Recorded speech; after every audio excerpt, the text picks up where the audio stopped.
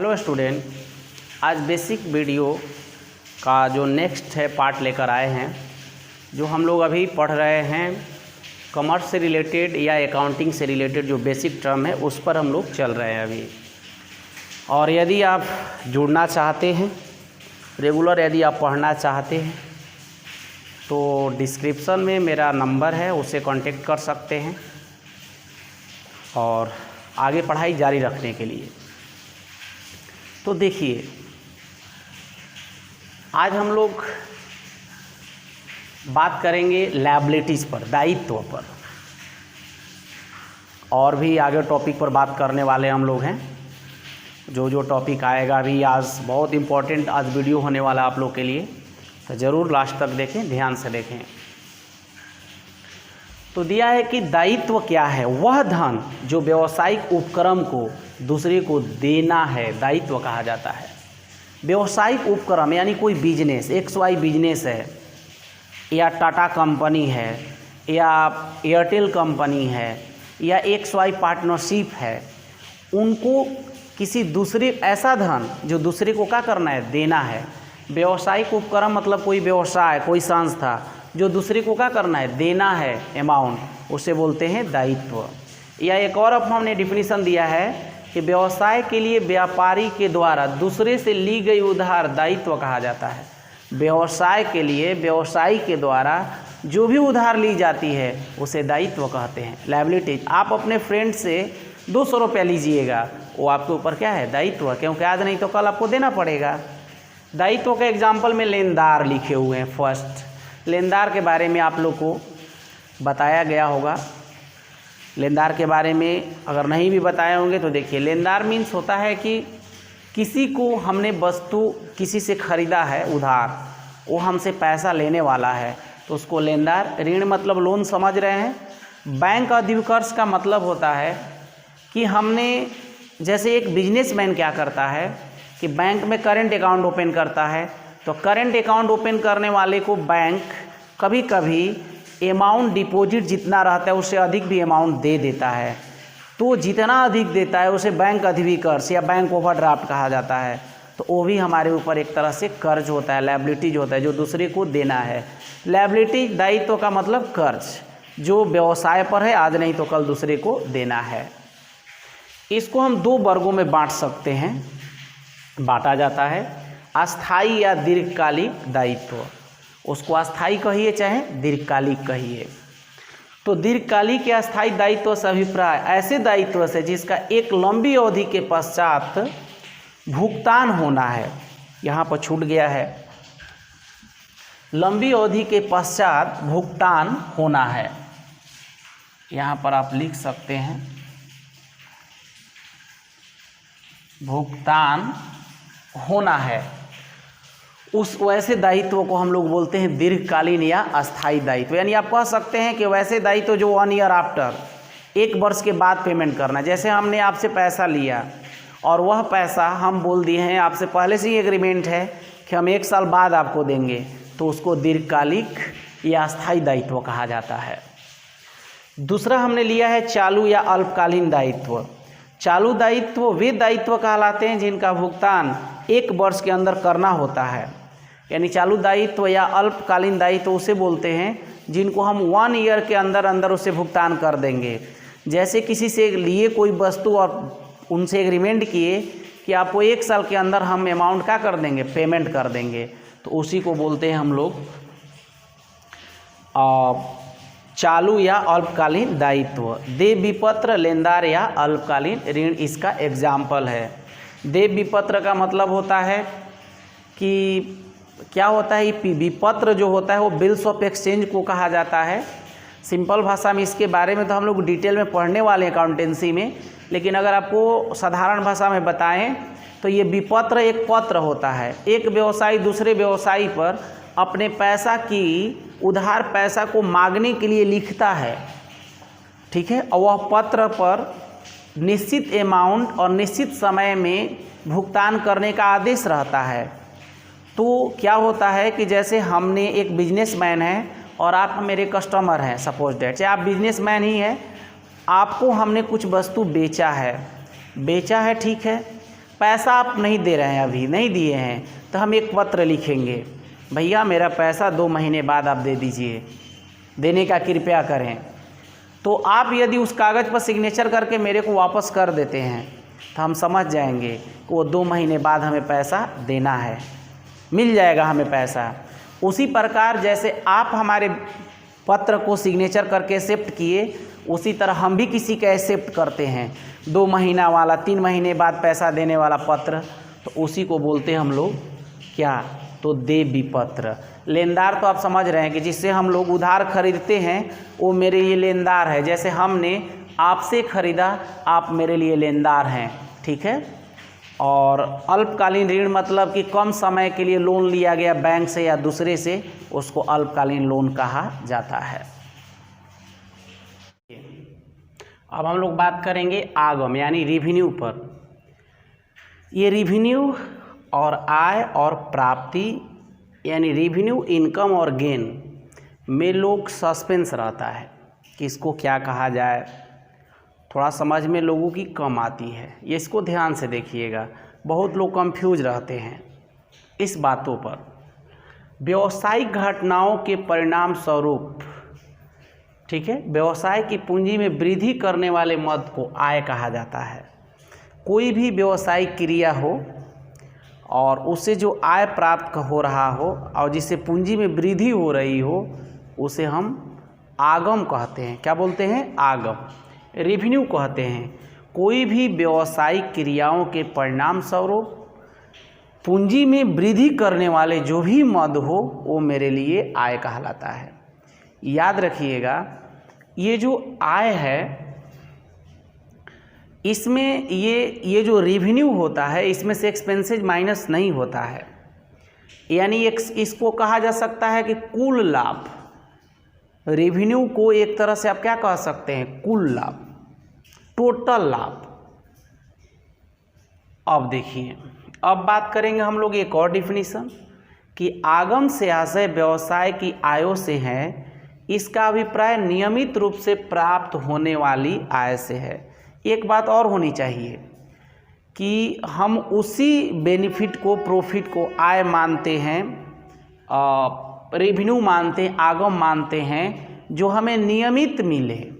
ये नहीं कि 6 महीना के बाद मिले, 1 साल के बाद मिले, रोज़ डेली बेसिस पर जो इनकम आ रहा हो, हमारे पास प्रॉफिट हो रहा हो, वो आय आगम के कैटेगरी में होता है। आगम की कैटेगरी में होने के लिए पहले तो व्यावसायिक लेन देन होना चाहिए, और वो भी व्यावसायिक लेन देन से नियमित रूप से जो हमारे पास आता है, लाभ प्राप्ति होता है, उसी को हम लोग बोलते हैं आगम। अब हम लोग बात करेंगे इनकम, आय की बात करेंगे।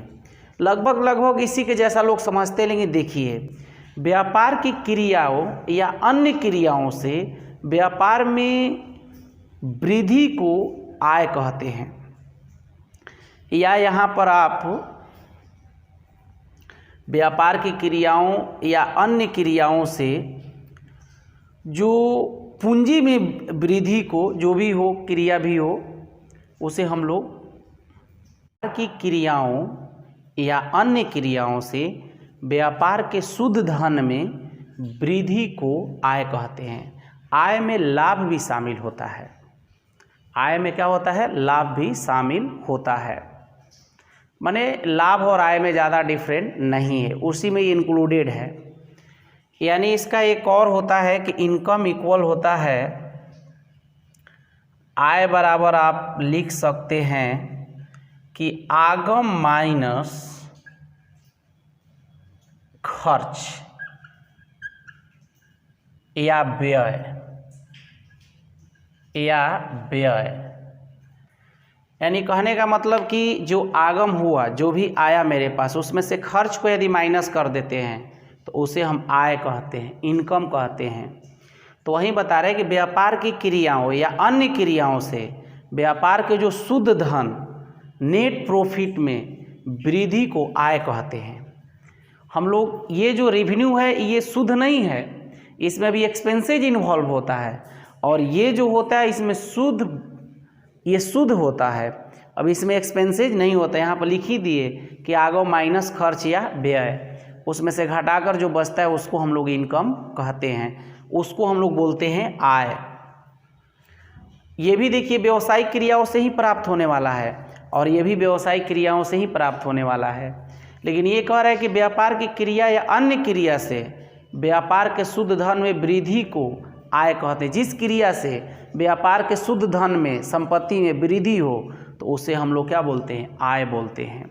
या आप कह सकते हैं कि आगम से आय भिन्न होता है। आगम से आय क्या होता है, भिन्न होता है, क्योंकि आगम में एक्सपेंसेज इंक्लूडेड होते हैं लेकिन आय में एक्सपेंसेज इंक्लूडेड नहीं होते हैं। अब जैसे देखिए आगम में क्या होता है, आगम में टोटल, जैसे कि ये मार्कर है, ये 20 रुपये का है और इसको हमने 25 रुपये में बेचा, तो 25 रुपये जो भी आया उसको हम आगम कहेंगे। क्या कहेंगे, आगम, रेवेन्यू। लेकिन उसमें एक्सपेंसेज है 20 रुपया, तो नेट प्रॉफिट तो 5 रुपया हुआ ना। तो वहीं जो नेट प्रॉफिट यानी इनकम जो है वो क्या है, आय है, जो कि चाहे व्यापारिक क्रिया हो चाहे अन्य क्रिया हो, जो भी क्रियाएं हैं जिससे हमारे शुद्ध धन में वृद्धि होती है उसको हम लोग आय मानते हैं। और आय में लाभ भी शामिल होता है, आय में लाभ भी रहता है। अब देखिए, अब हम लोग पॉइंट लेंगे प्राप्ति या अर्जन, गेन, जिसको हम लोग बोलते हैं गेन। जो आय नियमित क्रियाओं से नहीं बल्कि अनियमित क्रियाओं से प्राप्त किया जाता है, यहाँ पर लिख सकते हैं प्राप्त किया जाता है, तो उसे प्राप्ति कहा जाता है, यानी अर्जन या गेन कहा जाता है। देखिए जैसे कि आप एक व्यापारी हैं, यदि आप नियमित क्रियाओं से जो आपको आय आएगा उसको आप रेवेन्यू कैटेगरी में रखेंगे। किस में रखेंगे, रेवेन्यू। और उसमें से एक्सपेंसेज को माइनस कर देंगे तो वो हो जाएगा आपका इनकम। लेकिन ये क्या कह रहा है, गेन के बारे में क्या कह रहा है, ये कैसा आय है जो नियमित क्रिया से नहीं अनियमित क्रिया से, रेगुलर एक्टिविटी से नहीं इरेगुलर एक्टिविटी से प्राप्त होता है।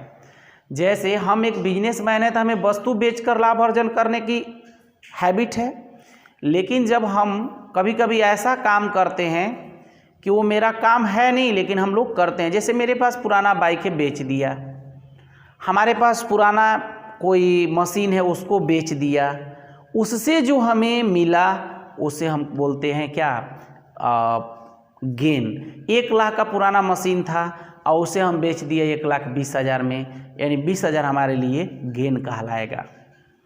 जो भी पुराने एसेट से बेचने से हमें कुछ मिलता है तो उसे हम लोग क्या बोलते हैं, गेन बोलते हैं।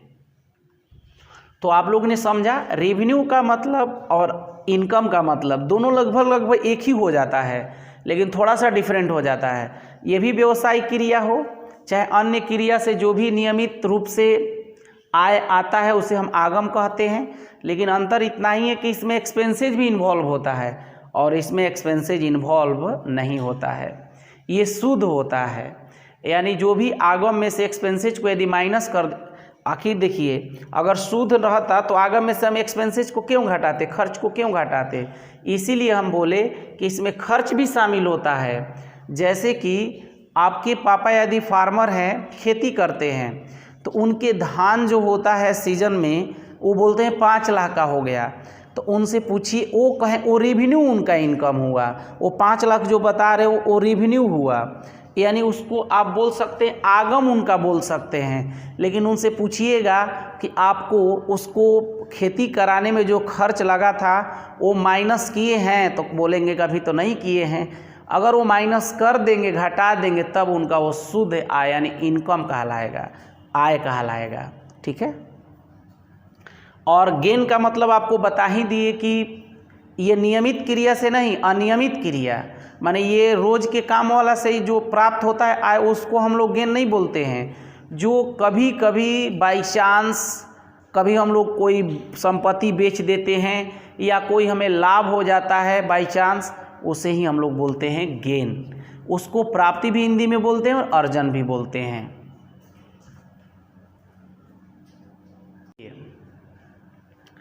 लाभ के बारे में हम लोग देखेंगे, जब व्यय या संबंधित लागत से आगम की अधिकता को लाभ कहा जाता है।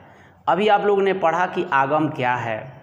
आगम है कि कोई भी व्यावसायिक क्रिया हो और उससे जो भी आय आता है नियमित आधार पर उसे हम लोग आगम बोलते हैं, और उसमें एक्सपेंसेस भी इंक्लूडेड होता है। तो वहीं बोल रहा है कि जब व्यय या संबंधित लागत से आगम की अधिकता को लाभ कहा जाता है, यानी किसी वस्तु पर जो हमने व्यय किया है और उस पर जो हमें आगम हुआ है, जो हमें रेवेन्यू हुआ है, वो जितना अधिक होगा वही हमारे लिए लाभ कहलाता है। यानी इनकम का आप देखे होंगे उसी प्रकार इसका भी है। या एक और हमने लिखा है कि जब किसी वस्तु का खर्च या लागत से जितना अधिक आगम रहता है उसे लाभ कहा जाता है। और आप लोगों को बता दें, अब एक टॉपिक ये भी है, रहतिया स्कंध या स्टॉक कहा जाता है इसको। कह रहा है किसी दी गई तिथि पर बिना बिका हुआ जो माल एवं अन्य मदें व्यावसायिक संस्था के पास रहती है उसे रहतिया कहा जाता है। जैसे आप एक बिजनेसमैन साइकिल के हैं, आपने 100 साइकिल खरीद के लाए थे बेचने के लिए, लेकिन उसमें से 10 साइकिल इस ईयर में बच गया, बिना अनसोल्ड रह गया, तो वो आपके लिए रहतिया है, स्टॉक है, स्कंध है।